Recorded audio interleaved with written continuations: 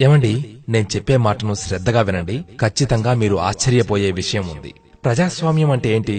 ప్రజాస్వామ్యం అంటే దేశానికి, రాష్ట్రానికి ప్రజలే స్వాములు అని, అంటే వారే యజమానులు అని అర్థం.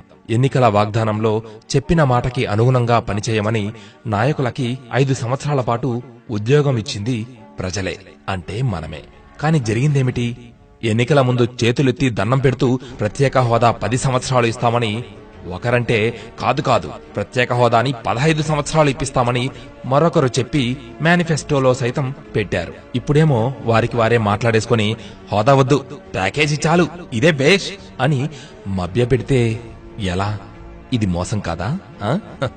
అసలు ప్రత్యేక హోదా అంటే ఏంటో చాలా మందికి కన్ఫ్యూజన్ ఉంది కదా.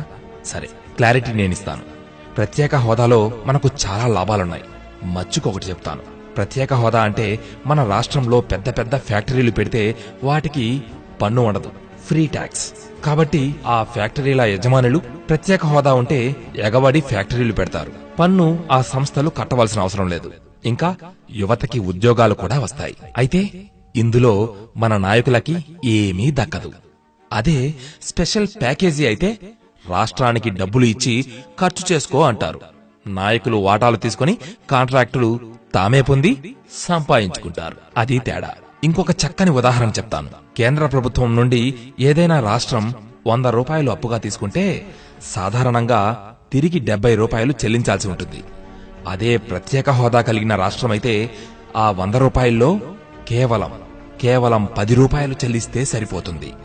ఒకవేళ వరల్డ్ బ్యాంక్ నుండి 10,000 కోట్ల రూపాయలు అప్పుగా తీసుకుంటే స్పెషల్ స్టేటస్ కింద, అదే ప్రత్యేక హోదా కింద ఉన్న రాష్ట్రం కేవలం 1000 కోట్ల రూపాయలు చెల్లిస్తే చాలు. మిగిలిన 9,000 కోట్ల రూపాయలను కేంద్ర ప్రభుత్వమే భరిస్తుంది. స్పెషల్ స్టేటస్ వలన ఇలా లాభాలు ఎన్నో ఉన్నాయి. ప్రత్యేక హోదా, ప్రత్యేక ప్యాకేజీ పట్ల ఏమాత్రం అవగాహన ఉన్నవారు మన చెవిలో పువ్వుల్లా పెట్టే స్పెషల్ ప్యాకేజీ మాటలు నమ్ముతారా? ప్రజలకు ఏం చెప్పి ఓట్లు తీసుకున్నారో, ఏం చేస్తామని చెప్పి ఓట్లు వేయించుకున్నారో ఆ నాయకులు అదే చేయాలి. నీతి నిజాయితీతో ఆ పరిధిలోనే పనిచేయమని ఆ నాయకులకి, ఆ బడా నాయకులకి మనం ప్రజలుగా ఇచ్చిన ఆదేశం. ఎన్నికైన ప్రభుత్వాలు మేనిఫెస్టోకి కట్టుబడి ఉండాలి, దానికే పోరాడాలి. అంతేగాని గెలిచాక నైతికత లేకుండా, ఏరు దాటాక హోదా అవసరం లేదని ప్రత్యేక ప్యాకేజీ పువ్వులను మన చెవిలో పెట్టాలనుకుంటే మోసపోవడానికి సిద్ధంగా ఉన్నామా? ఆలోచించండి.